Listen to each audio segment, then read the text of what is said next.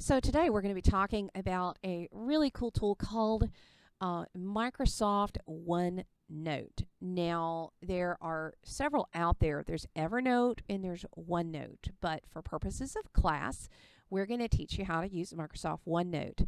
Now, on the next little short video, I'm going to show you how to get started. For now, I just kind of want to show you what it looks like once you get going with your OneNote screen. So if you see my screen here, I'm actually in a Computer Fundamentals textbook that I used before. And over here on the right hand side, this was a shared notebook with everybody in the class.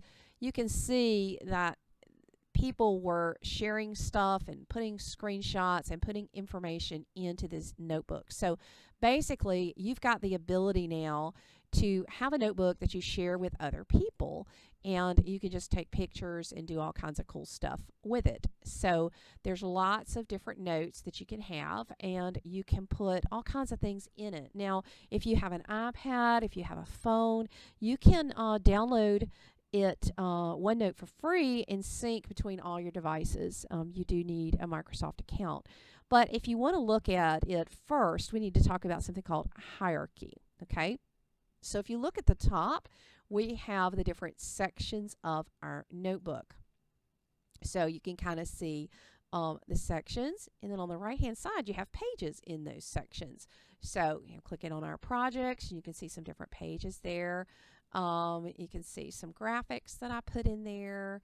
You can see just some other little things. Now, I used to use it a whole lot more before we had Power School Learning, which used to be called Haiku Learning. But one of the most useful things you see, you can actually import slides and take notes beside the slides. So anywhere you can click and you can type, whatever it is you want to type anywhere. And that's really, really nice. You can print it. You can have it with you. Now, we're going to open up a Microsoft OneNote. I'm just going to hit the Windows button, as usual. And I'm just going to type in the word one. And then OneNote is going to pop up. Now, the very first time that you go into OneNote, you might have to set things up.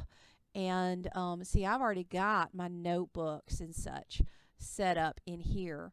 But I'm going to go, and you just want to set up a new notebook. So I just clicked here at the top, and I'm going to click Add Notebook. And I'm already logged into OneDrive, so I'm syncing this to OneDrive. If you do not currently have a Microsoft account, you could sign up for one. And if you do that, you can actually access your OneNotes on your phone and everywhere else.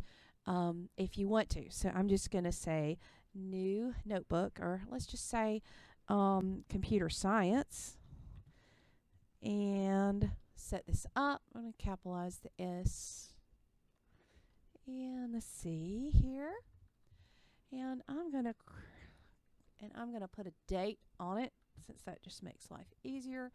2016-2017, and I'm going to click Create Notebook. Okay. So now it is creating a new notebook. Now I can invite other people if I want to, but right now I'm not going to. Now here is how it works.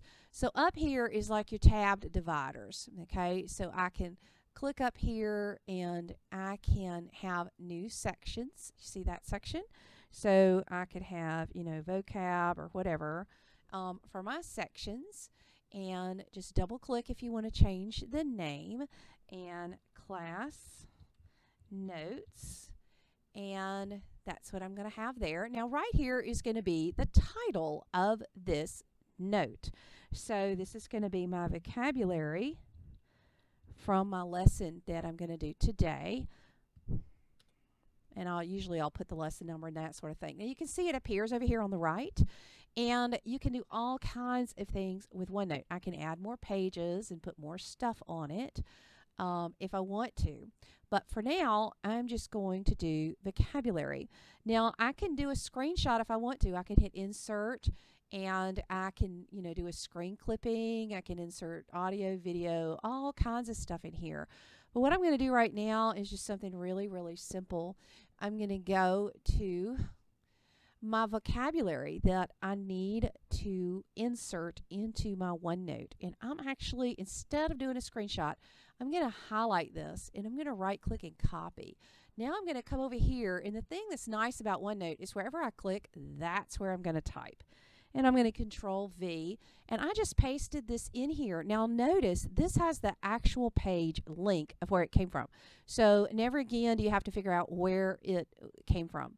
Okay, now if your box is too small, you may have to make it larger, but what you're going to be able to do is now you're just going to be able to look up and type the vocab right in here where you have it. And if you look anything up, you can paste links from websites and all that sort of thing in your notebook. So this is just getting started with that. The one big tip is if you look at this, you might decide that you want to copy, you know, the page information into the note so that you know exactly what it is.